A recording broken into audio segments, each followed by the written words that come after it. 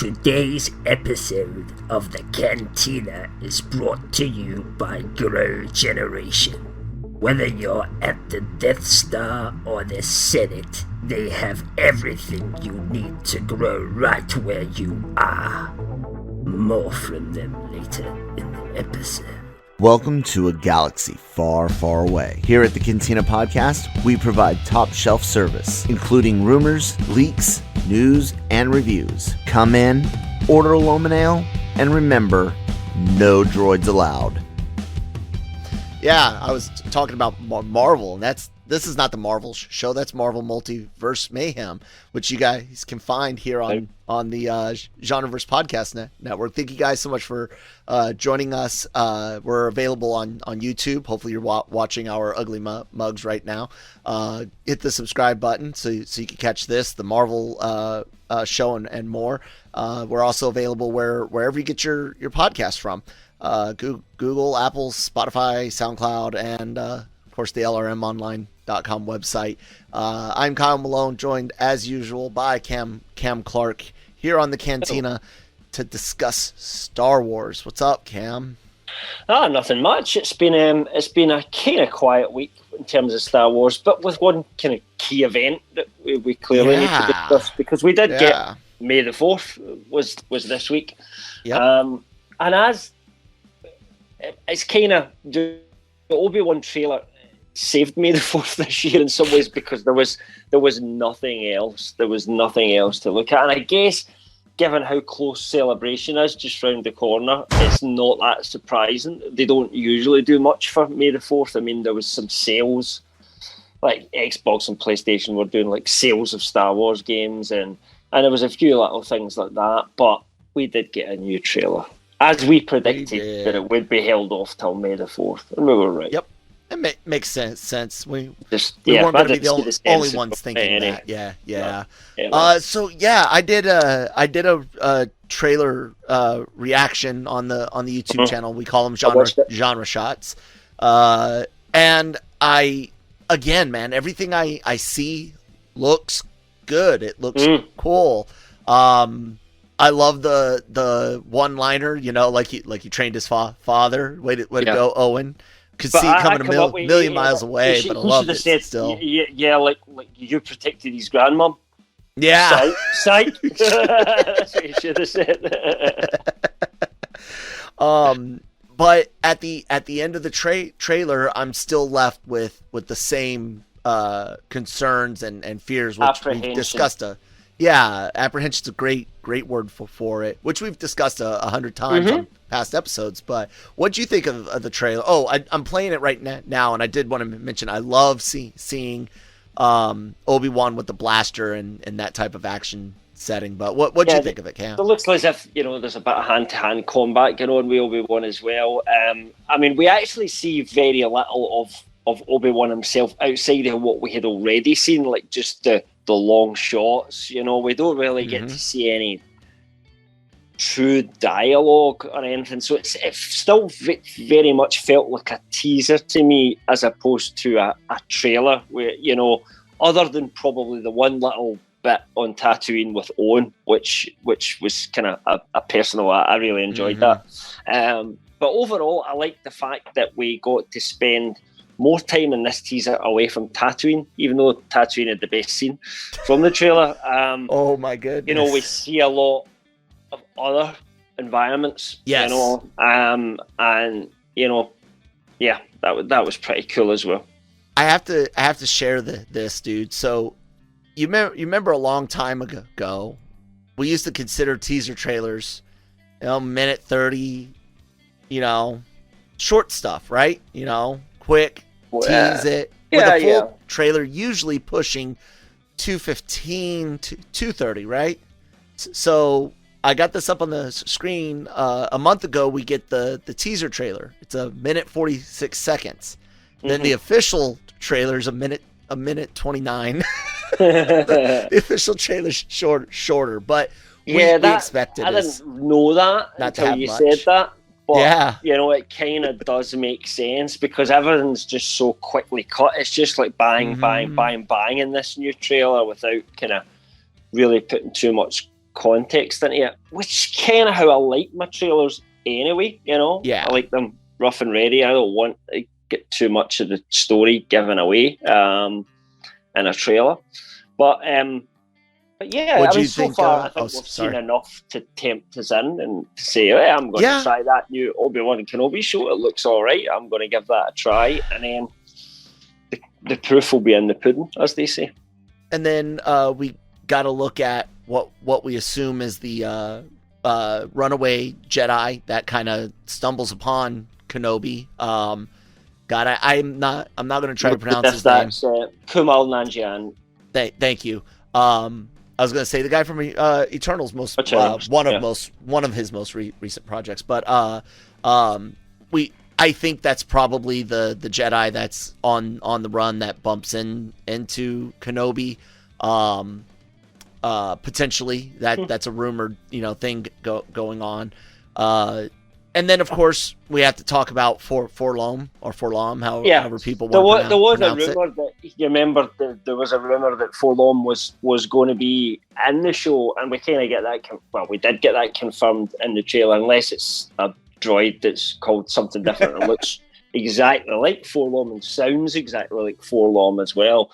That's interesting. I'm kind of excited to see him because we've never really seen him do anything before, in live action. So apart from stand there. Yeah, right. Lots of standing in Empire Strikes Back for some of fans' most favorite characters. Speaking of favorite characters, let's talk about the number one reason this show actually really exists, which is to get Kenobi and Vader in a room together.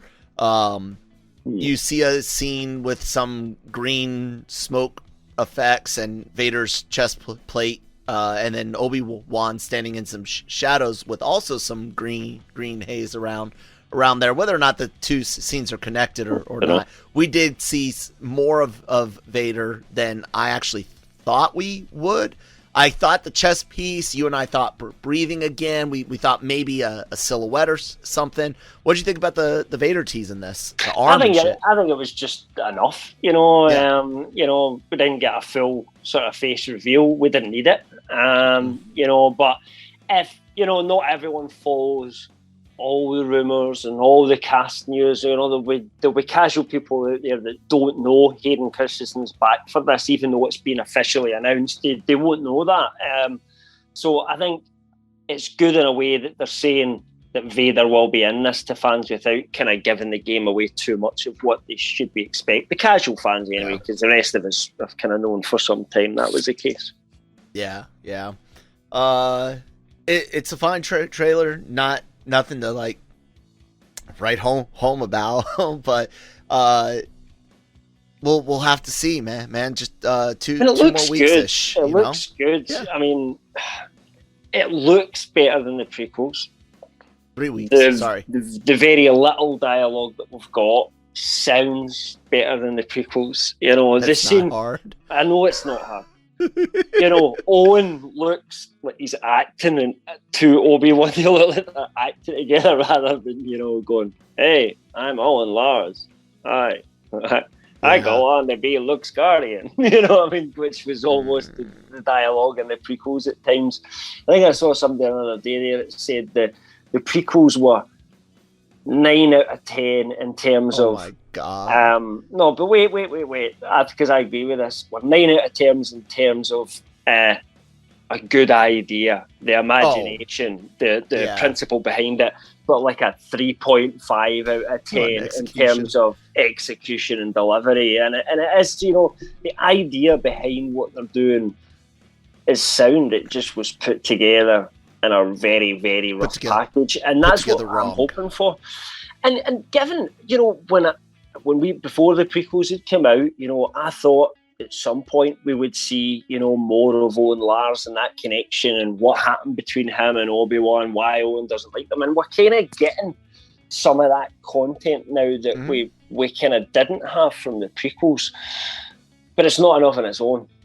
That's great, and that looks like a great scene, but you don't make the show for one great scene. You know, that would be a special, just where Obi-Wan saves them and walks away, you know, kind of thing. So it's whether the rest of the idea of the show and the story behind it all comes together for me and works. So I want to talk about something that has been mostly public knowledge, but for those that may know nothing about Obi-Wan Kenobi, go to the next chapter in the timestamps where we talk about a potential musical related musician related cameo. But this question is potentially a little bit spoilery. You and I have been grappling with Leia in this show, and a very real possibility of them showing us why she names Ben, right? And you and I have been kind of curious as to, will they try to explain that in this or not? What if young Leia is told that her rescuer's name is just Ben, and that's what it is? Like, she never actually. I thought you were. That's where I thought you were going. Freaking stupid kind of thing. With that, I'm not convinced. I still think she's going to interact and be force wiped, mind control, mind wiped or whatever. I think that's I don't know. Either one is dumb to me. One of the since we're talking kind of rumors, do you remember we covered the rumor? I think it was last week about, you know, the droid, the little companion droid that was supposed to be in it. That's seen in the trailer. So you know, the little batteries not included type droid, you can see it in someone's gloved hand at some point. So it's a tiny little thing, and that's supposed to be Leia's companion droid in the show. So another rumor, I guess.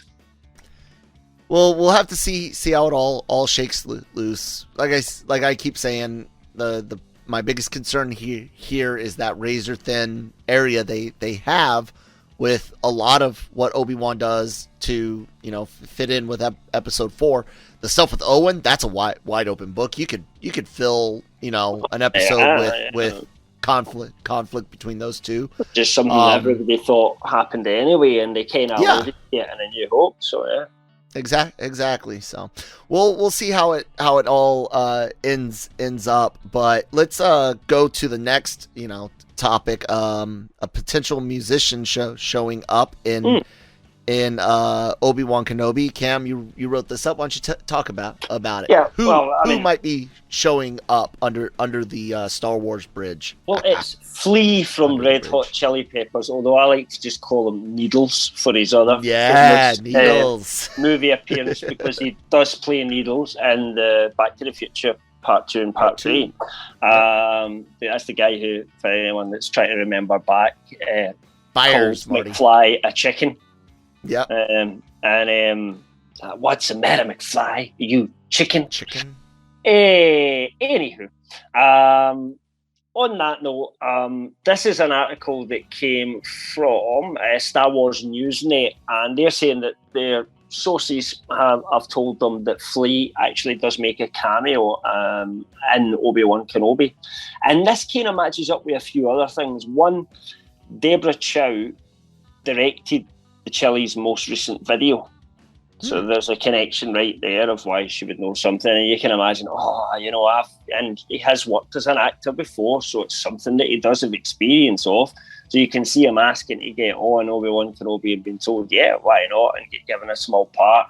There was also, apparently, which I didn't cover in the article, but some images were shown where he was wearing an Obi-Wan Kenobi crew t-shirt at some point during filming as well. So, yeah, pretty much Flea's in Obi-Wan Kenobi. It sounds like where we'll see him and how we will see him appear within the show. I mean, there is no information on that, just that he's in it. So, we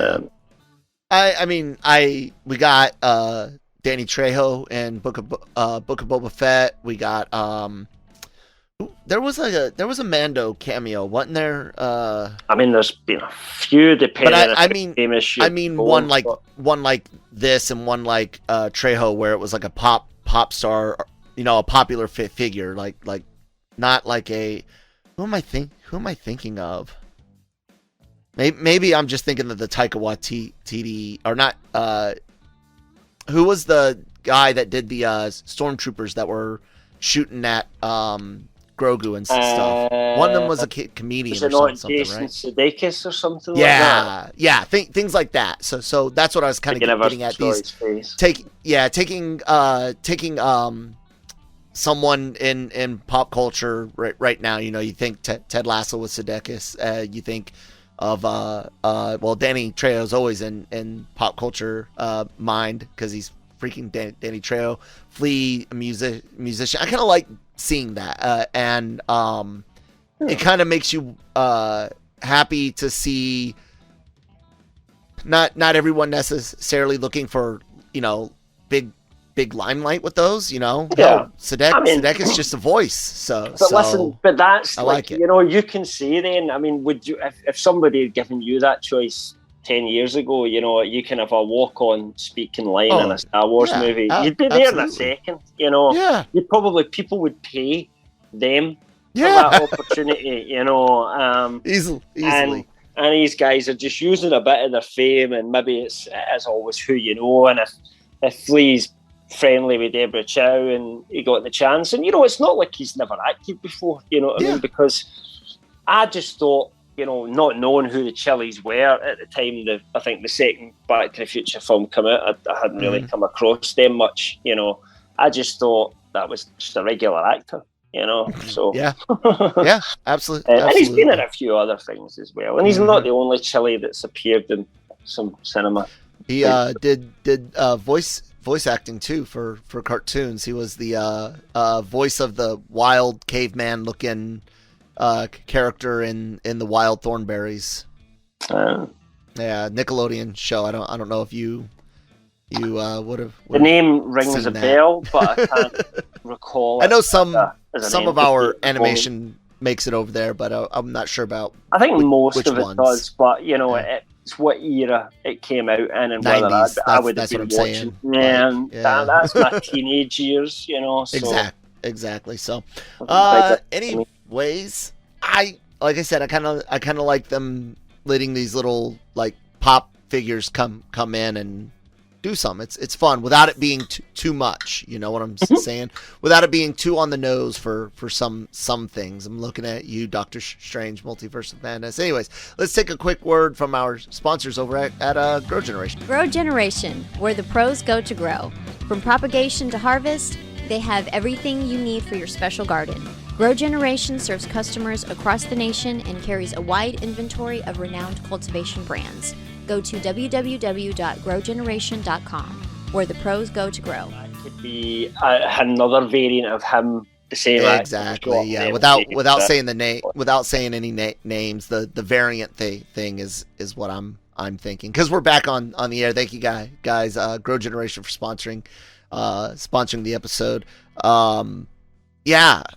Check them out. Link down below. Let's talk about not.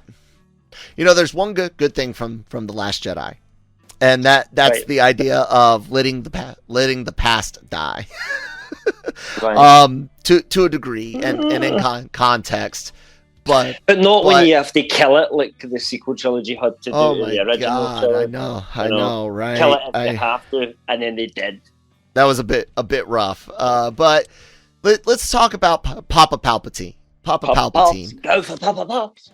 I love that. It's one of the best. And they finally did get to do sequel Star Wars Robot Chicken stuff. I saw, which I'm excited to go watch. See that? Yeah.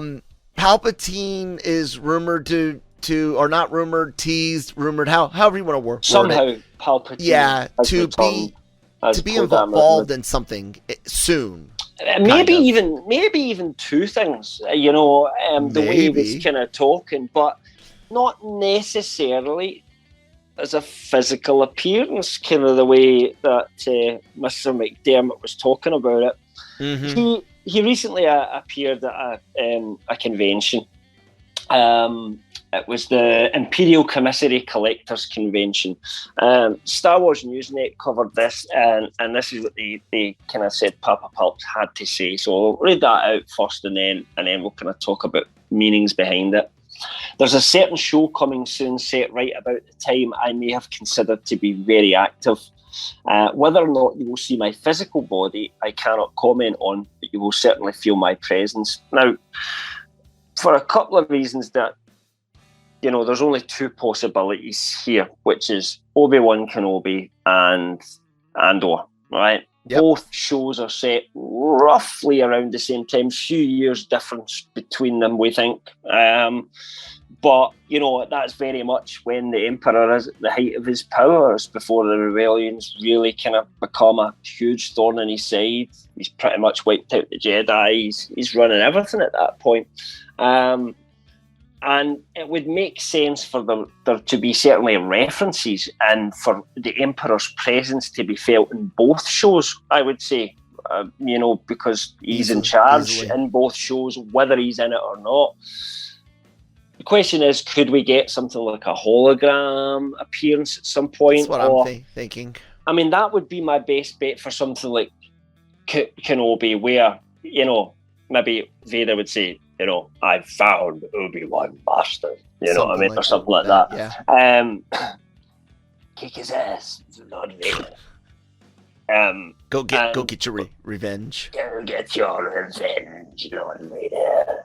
And but I think it's more slightly related to Andor, actually. And that's just a couple of things. I think Andor is going to show us a little bit more of what life is like under the Empire, because I think that's how they're going to build up Andor, himself, Cassian Andor, and push him into the rebellion by seeing how bad the Empire is.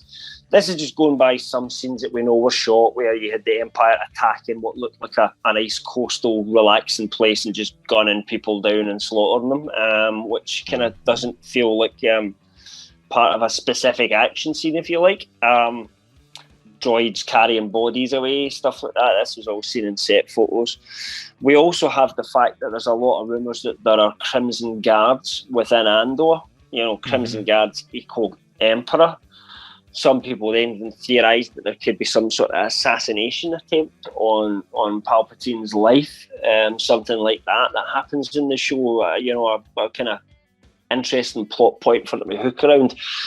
We really, other than the rumour that there is Crimson Guards in the show, we don't really know any context around that. So it's hard to put it all together as a picture, but that's where my head's going at the moment in terms of where I think we'll see a presence of Palpatine.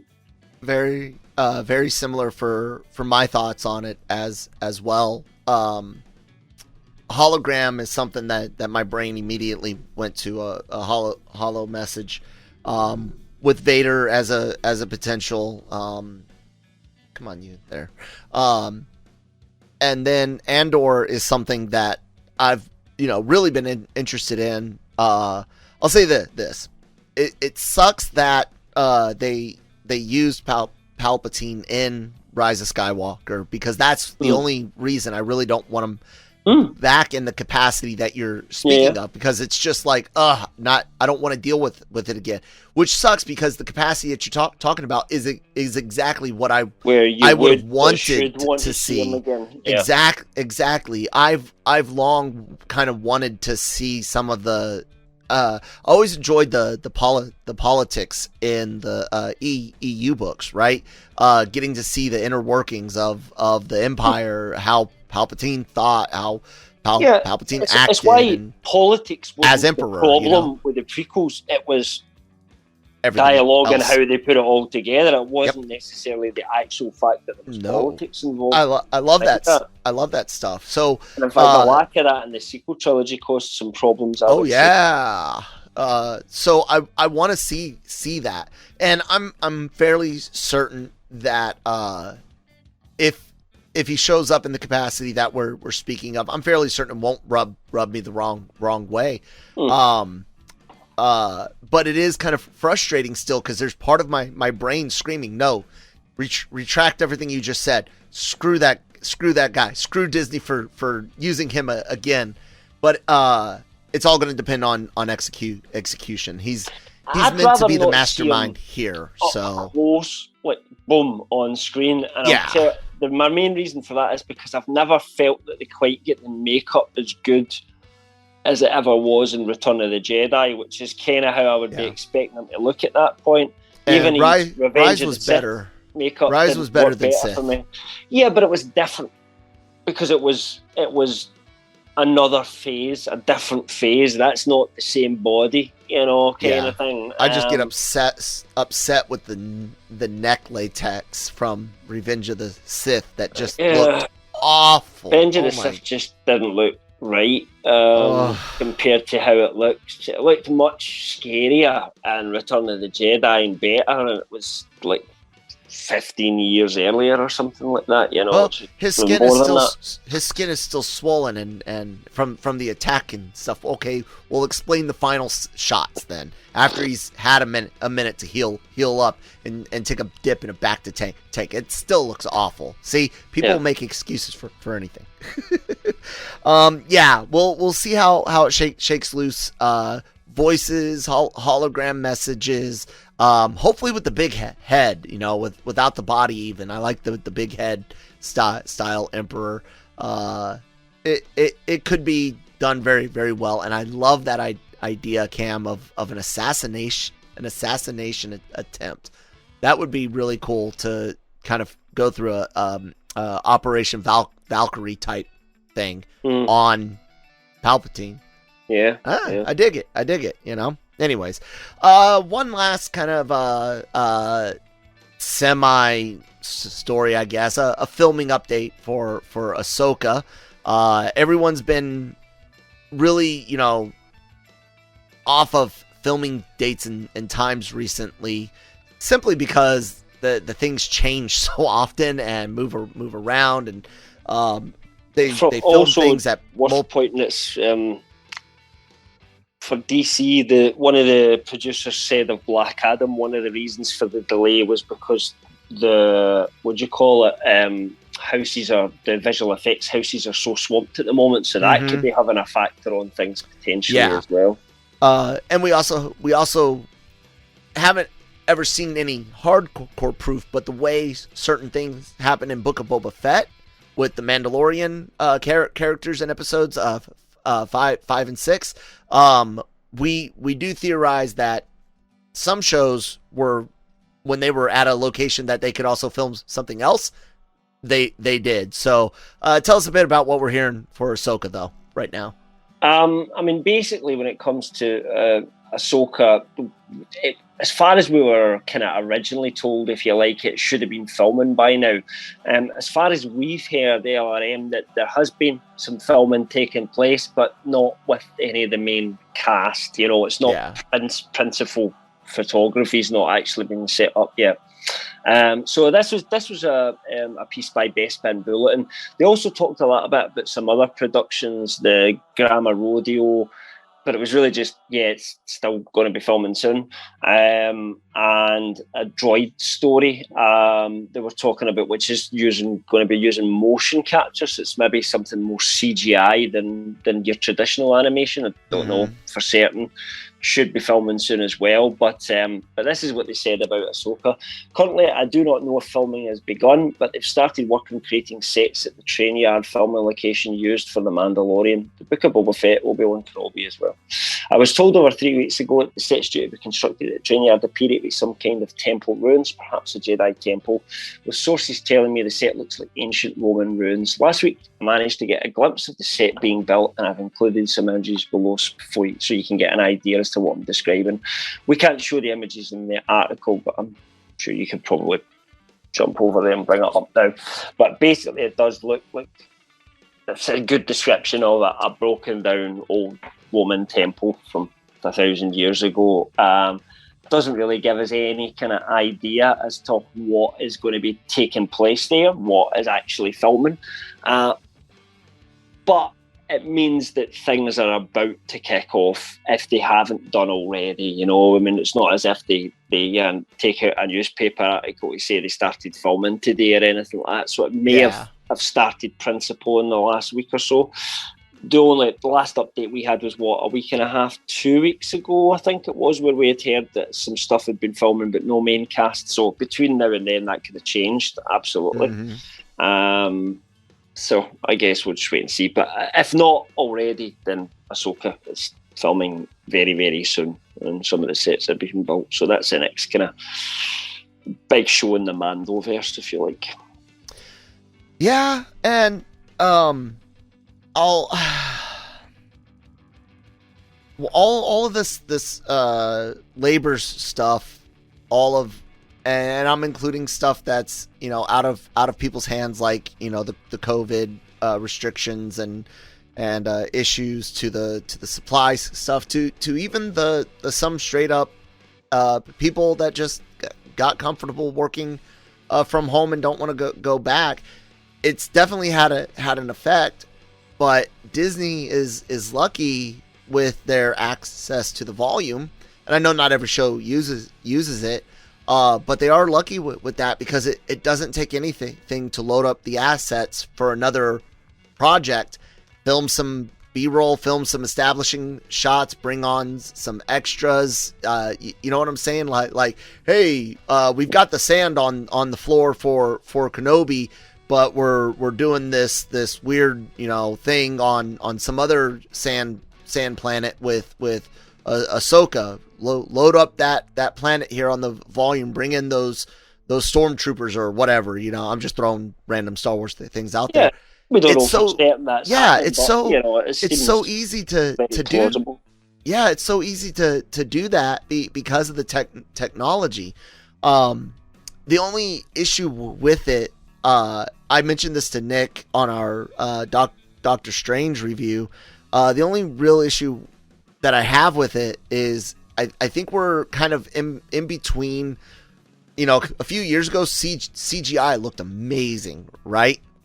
Very few movies, DC, looked awful with their CGI. You had some scenes looking better than others, but for the most part, 2018, 2019, CGI was like peak, right? And then the pandemic happens, and every CG thing has taken a hit. I asked Nick. I think so, yeah. And I don't think it's just the workload. I think part of it is we're trying to do more because we can physically do more. We can compute more polygons. We can render more things. We can do more. But it's also it's things new. that were filmed during COVID. They maybe didn't get quite what they wanted, and they're having to fix more stuff in post because of regulations. So that could be having a some of it, effect. yeah. But definitely, like I said, some of it is some people not back at work or just less staff now, right? And the but some of demand is it, high. I think, is that period. Do you remember the last time we had peak CGI, Lord of the Rings, right? I mean, that's when you saw Gollum back in the early 2000s. That was, you'd never seen CGI like that, yeah. Right. And right before that, you have like the Star Wars prequels and stuff. You're like, yeah, I can see where you're going with it, but you're not quite there yet. And then and that was because Lucas was using too much of it. Now you look at Gollum, and he stands out like a sore thumb. If you watch Blu-ray or uncompressed format Lord of the Rings, Gollum almost looks like he's got black matte lines on him, dude. Like it can be rough. But I think we're at that point again where we've reached peak, and now we can physically do more like Lucas could, but the refinement isn't there. It's like every new generation of video game consoles, right? The first couple of years, the games don't feel as refined on the new platform. They don't push the envelope, and that's partly due to wanting to still release on the much more numerous previous consoles, but also because the newness of the capabilities. So I asked Nick this. I want to ask you, can you think of one? You remember years ago, whenever you saw rough CGI, you'd say, "Oh, they'll fix it before it comes out."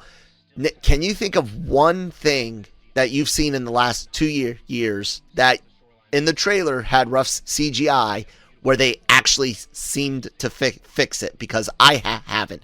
Everything that I said looked rough in a trailer the last two years has looked rough on screen once released. What do you think?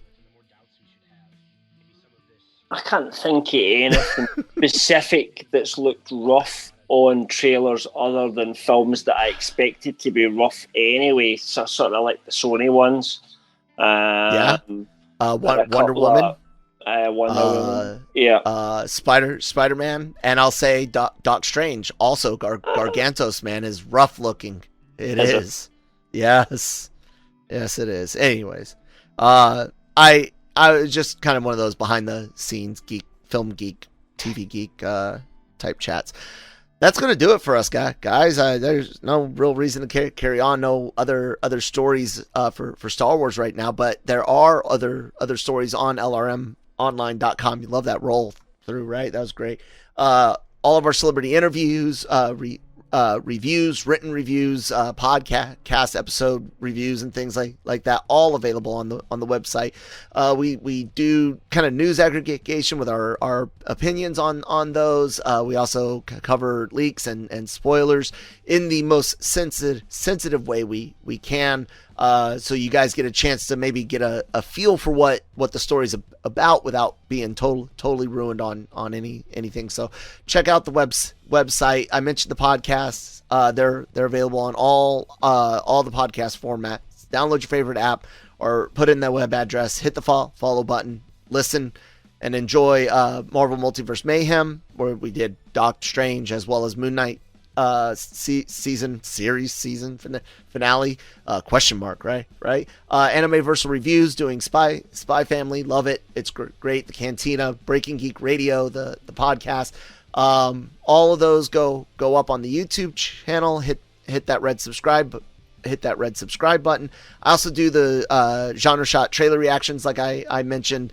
I really appreciate everyone that has been watching and has subscribed. We're over 100. Thank you so much. Keep going. I am at that Kyle Malone on Twitter. If you want to jump into that fun spot known as Twitter, but I'm there. Cam, you want to mention anything about the site and stuff? And your at LRM_Cam. You can reach me on there. We also have a Discord server, which you can find at the bottom of any of our articles, which you can click on. The team that works for LRM or GenreVerse are all on there communicating, plus readers and just general people that have showed up by finding a link, just talking about movies, news, stuff like that. So it's just a nice place to kind of hang out with fellow geeks. So please feel free to jump on there and just join in.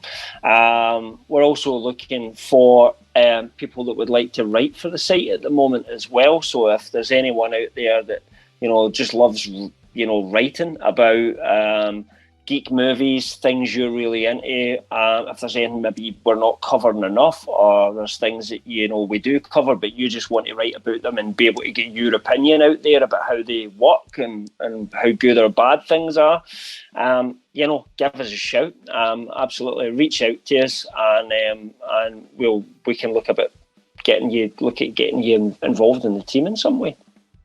Yep. All right, guys, that's going to do it for us this week. We'll see you next time. May the Force be with you.